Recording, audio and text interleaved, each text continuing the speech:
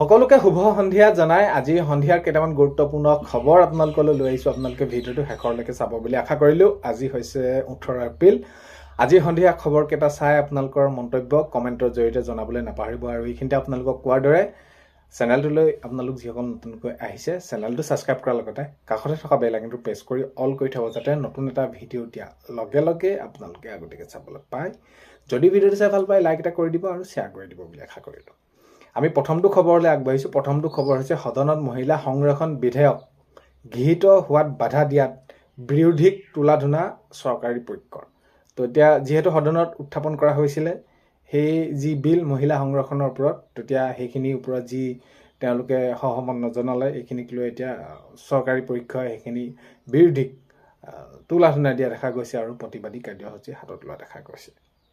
তো আজি যিহেতু দেশজুৰি বিজেপিক প্ৰতিবাদী কাৰ্যসূচী যি সেইখিনি কৰিছে, দেশজুৰি বিজেপিৰ প্ৰতিবাদী কাৰ্যসূচী যিহেতু মহিলা সংৰক্ষণৰ বিধেয়কৰ গৃহীত নোহোৱাত তেওঁলোকে সেইখিনি এই প্ৰতিবাদী কাৰ্যসূচী লোৱা দেখা গৈছে হাতত। নেক্সট খবৰ হৈছে জুবিন গাৰ্গৰ গান বিকৃত মৰ্মিলা মিত্ৰ। এতিয়া বিহু অনুষ্ঠানসমূহ যিহেতু কৰি থকা হৈছে, এতিয়া বিহু অনুষ্ঠানসমূহ কৰি থাকোঁতে জুবিন গাৰ্গৰ যিসমূহ গীতসমূহ যেতিয়া নেকি পৰিৱেশন কৰে, পৰিৱেশন কৰোঁতে বিভিন্ন ধৰণৰ সুৰ ভংগীমা এনেকুৱা ধৰণৰ প্ৰকাশ পাইছে আৰু ইয়াক লৈ সেইখিনি চাৰিওফালে কেৱল মাত্ৰ এতিয়া মৰ্মিলা মিত্ৰই কিয় এনেকুৱা কৰিব। আচলতে আমি কি হয় প্ৰকৃততে, যদি আমি গীতসমূহ আমাৰ দায়িত্ব যে আগুৱাই লৈ যাবলৈ, তেতিয়া নতুন প্ৰজন্মই চিনি পাব। কিন্তু যদি গীতসমূহ কি কৰে, আমি যদি তেওঁ যিসমূহ যেনেদৰে ৰূপায়ণ কৰিছিল আমি যদি সেই মতে আমি সেইখিনি কাম নকৰোঁ, তো তেনেহ'লে কেনেকুৱা এটা প্ৰভাৱ পৰিব। তো সেইবাবে এতিয়া কি কৰা হৈছে, এতিয়া এই যি গান বিকৃত কৰিলে এইখিনি ক্ষেত্ৰত শেহতীয়াকৈ দেখা গৈছে ক্ষমাও কৰিছে। আচলতে কিছুমান ক্ষমা মাফ কৰি দিব পাৰি, ধৰি লওক এইখিনি জানি বুজি কৰা নাই, হঠাতে হ'ল কেতিয়াবা, কিন্তু জানি বুজি যিসমূহ কাম কৰা যায় তো এইখিনি বহুতে এটা জাতিৰ বাবে আমাৰ দুৰ্ভাগ্যজনক। তেতিয়া জুবিন গাৰ্গৰ গানসমূহ মঞ্চত পৰিৱেশন কৰোঁতে বিকৃত ৰূপে উপস্থাপন কৰা দেখা গৈছে। নেক্সট খবৰ হৈছে আগন্তুক 24 ঘণ্টাত হ'ব পাৰে ৰাজ্যত ধাৰাসাৰ বতাহ বৰষুণ। তো এতিয়া আজি যদি আপোনালোকে বতৰটো চাই বা আপোনালোকে পৰিৱেশটো চাই, তেনেহ'লে আজি অলপমান ধুঁৱলি কুঁৱলী বা যি পৰিৱেশটো যেনেদৰে হৈছে, তো এইখিনিক লৈ এটা অনুমান কৰিছে বতৰ বিজ্ঞানে জনাইছে যে আগন্তুক 24 ঘণ্টাত অসমৰ বিভিন্ন অঞ্চলত ধাৰাসাৰ বতাহ বৰষুণ হ'ব পাৰে। আৰু এনেকুৱা ধৰণৰ বতাহ বৰষুণ অহাৰ সম্ভাৱনা থাকিলে আপোনালোকে সাৱধান হৈ থাকিব, বিশেষকৈ নদী কিনাৰৰ দাঁতিকাষৰীয়া যিসকল, কাৰণ কেলৈ বহুত বেছি বৰষুণ দিয়াৰ ফলত হঠাতে বানপানী হোৱাৰ সম্ভাৱনা থাকে। ধাৰাসাৰ বৰষুণ হ'লে, বতাহ ধুমুহা হ'লে ক্ষয় ক্ষতি হ'ব, অনিষ্ট হ'ব। তো এইখিনি যাতে নহওক সেইটোৱে সকলোৱে কামনা কৰে, কাৰণ কেলৈ সেয়াই শান্তিপূৰ্ণ হৈ থাকিলে ভাল। আৰু এই প্ৰকৃতিৰ যি নিয়ম সেইটোতো হ'বই। আৰু এতিয়া অহা 24 ঘণ্টাত এতিয়া ৰাজ্যত বিভিন্ন স্থানত হ'ব পাৰে ধাৰাসাৰ বতাহ বৰষুণ। তো বতৰ বিজ্ঞান কেন্দ্ৰই এনেদৰে জনাইছে। নেক্সট খবৰ হৈছে ৰাজ্যিক মৰ্যাদাৰে শেষকৃত্য সম্পন্ন প্ৰাক্তন মন্ত্ৰী যতীন মালিক। তো হয়, আজি তেওঁ শেষকৃত্য ৰাজ্যিক যি মৰ্যাদাৰে সেইখিনি শেষকৃত্য সম্পন্ন কৰা হয়। নেক্সট খবৰ হৈছে কাকপথাৰ লানুমাত তো নিশা ভয়াৱহ পথ দুৰ্ঘটনাত নিহত 2 যুৱক।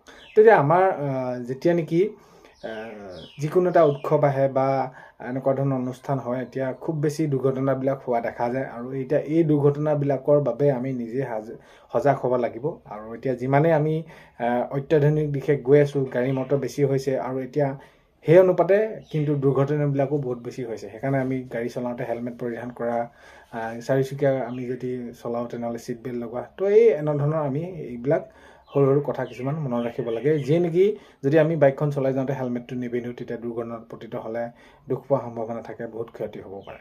তো এনেকুৱা ধৰণৰ, তো এটা দুখ লগা বিষয়, বিহু বতৰ এনেকুৱা ধৰণৰ দুৰ্ঘটনাত যদি কোনোবা মৃত্যু হয়, তেনেহ'লে এই সময়ছোৱাত কেনেকুৱা লাগে সেই ঘৰৰ পৰিয়ালৰ লোকসকলে বুজিব। সেইবাবে প্ৰত্যেকে যাতে গাড়ী মটৰ চলালে তেওঁলোকে সেইখিনি নিয়মাৱলী তেওঁলোকে সেইখিনি মানি লয়। নেক্সট খবৰ হৈছে চৰকাৰী ঘৰৰ ক্ষেত্ৰত এতিয়া বহুতে কৈছে কেতিয়া পাম, কেতিয়ালৈ দিব, চৰকাৰী ঘৰ দিব নিদিব, কি হ'বগৈ। চৰকাৰী ঘৰৰ ক্ষেত্ৰত আপোনালোকক জনাব বিচাৰিছোঁ যে আপোনালোকে অতি সোনকালে চৰকাৰী ঘৰ পাবলৈ গৈ আছে। এতিয়া চৰকাৰ যিহেতু আগন্তুক সময়ত গঠন হ'বই, 4 তাৰিখে ফলাফল দিব। আৰু এতিয়া চৰকাৰ গঠন হোৱাৰ পাছত তো তেতিয়া এই যিসকল লোকে জিঅ'টেক কৰিছিলে তেওঁলোকে অতি সোনকালে পাবলৈ গৈ আছে। পাবলৈ গৈ আছে চৰকাৰী ঘৰ এইখিনি পাবই যিসকলৰ নাম আহিছিলে তেওঁলোকে পাব এইখিনি চৰকাৰী ঘৰ নেক্সটটো খবৰ হৈছে অৰুণোদয়ৰ ক্ষেত্ৰত বহুত ভাগে কৈ আছে অৰুণোদয় আকৌ এইখিনি দিব নিদিব এতিয়া বিহুলৈকে আমাক চলিবলৈতো একেলগে দিলে এতিয়া পিছৰ মাহৰ পৰা দিব নিদিব তো আপোনালোকে হয়তো নিশ্চয় মনত আছে মাননীয় মুখ্যমন্ত্ৰী মহোদয়ে জনাইছিলে যে এই যি বিহুতে আপোনালোকক একেলগে 9,000 টকা দিয়া হ'ব তাৰপিছত আকৌ সেইখিনি পাব তো এতিয়া 4 তাৰিখে ফলাফল ঘোষণা কৰিব চৰকাৰী গঠন হ'ব হয়তো আপোনালোকৰ মে'ত 10 তাৰিখে নোসোমাব পাৰে কিন্তু যদি কিবা কাৰণত নোসোমায় বা ধৰি লওক দেৰি হৈছে তেতিয়া আপোনালোকে এইটো নাভাবিব যে আপোনালোকৰ অৰুণোদয় নোসোমাব সোমালে নেক্সট মাহত একেলগে আপোনালোকৰ সেই মাহটো সোমাই যাব মুঠতে আপোনালোকে পোৱা সম্ভাৱনা আছে পাব আৰু এতিয়া এইটো সুধি আছিলে আপোনালোকে নতুনকৈ এইখিনি অৰুণোদয় ওলাব নেকি ওলাব নিশ্চয় মাননীয় মুখ্যমন্ত্ৰী মহোদয়ে জনাইছিলে অৰুণোদয় যি দিয়াৰ ক্ষেত্ৰত আগন্তুক সময়ত আহিলে নিশ্চয় আপোনালোকে এইখিনি গম পাব নেক্সটটো খবৰ হৈছে ইখনৰ পিছত সিখন বিহু কমিটিয়ে বাতিল কৰিলে মৰ্মিতা মিত্ৰ অনুষ্ঠানটো এতিয়া হয় মৰ্মিতা মিত্ৰই যিটো যেনেদৰে তেওঁ সেইখিনি জুবিন গাৰ্গৰ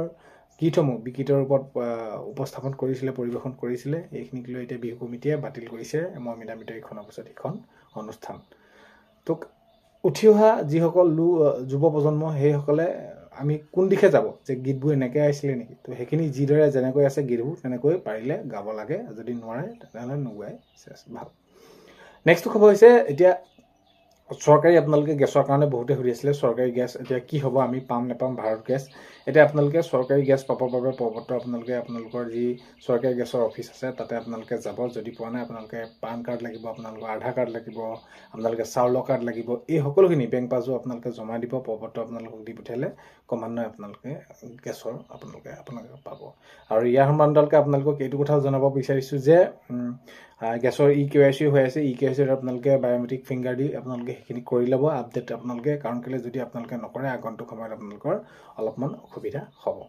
নেক্সট খবৰ এতিয়া বহুতে আপোনালোকে সুধি আছিলে যে PM কিষাণৰ ওপৰত আপোনালোকে সুধি আছিলে PM কিষাণৰ আবেদন কৰিব পাৰিব নোৱাৰিব এতিয়া আপোনালোকৰ যদি আপোনালোকে চৰকাৰী আপোনালোকৰ PM কিষাণৰ এই যি আঁচনিত যদি নামটো অন্তৰ্ভুক্ত কৰিবলৈ হয় তেনেহ'লে আপোনালোকৰ জবাববন্দীত নিজৰ নামটো থাকিব লাগিব এই সকলোখিনি যদি আপোনালোকৰ ওপৰত অনলাইনে সকলোখিনি হৈ যায় নামজাৰি হয় আপোনালোকে তেনেহ'লে আপোনালোকে আবেদন কৰিব পাৰিব অতি সোনকালে কৰি দিলে আগন্তুক সময়ত আপোনালোকে এই PM কিষাণৰ টকা পাবলৈ সক্ষম হ'ব আৰু বহুতে এইটো এতিয়া HSLC ৰিজাল্টৰ ওপৰত নটিচ ওলাইছে এনেকুৱা ধৰণৰ কিছুমান খবৰ ওলাই আছে যে ৰিজাল্ট 21 তাৰিখে দিব 20 তাৰিখে দিব নে কি হ'ব কি নহ'ব এইখিনিক লৈ বহুতে বহুত বেছি চিন্তা কৰি আছে তো এইখিনিতে জনাব বিচাৰিছে যে আপোনালোকক এতিয়ালৈকে কোনদিনাখন দিব প্ৰকৃততে ৰিজাল্টৰ খবৰ জনোৱা নাই আৰু আগন্তুক এই 2 দিনৰ ভিতৰতে আপোনালোকৰ বাবে ওলাব খবৰ কেতিয়ালৈ কি দিয়ে আগন্তুক সময়ত গম পালে নিশ্চয় ভিডিঅ'ৰ জৰিয়তে জনাবলৈ চেষ্টা কৰে আজি 18 এপ্ৰিলৰ সন্ধিয়া খবৰ এইকেইটাই আছিলে আপোনালোকে ভিডিঅ'টো শেষৰলৈকে চোৱাৰ বাবে বহুতে বেছি ধন্যবাদ ভিডিঅ'ৰ প্ৰথমতে কোৱাৰ দৰে চেনেলটোলৈ যদি আপোনালোক নতুনকৈ আহিছে চেনেলটো ছাবস্ক্ৰাইব কৰাৰ লগতে কাষতে থকা বেল আইকনটো প্ৰেছ কৰি অল কৰি থ'ব যাতে নতুন এটা ভিডিঅ' দিয়াৰ লগে লগে আপোনালোকে আগতীয়াকৈ চাবলৈ পায় যদি ভিডিঅ'টো চাই ভাল পালে লাইক এটা কৰি দিব আৰু শ্বেয়াৰ কৰি দিব বুলি আশা কৰিলোঁ আজি 18 এপ্ৰিলৰ সন্ধিয়া খবৰ এইকেইটাই আকৌ এবাৰ বহুত বেছি ধন্যবাদ অন্য এটা ভিডিঅ'ৰ সৈতে লগ পোৱাৰ আশাৰে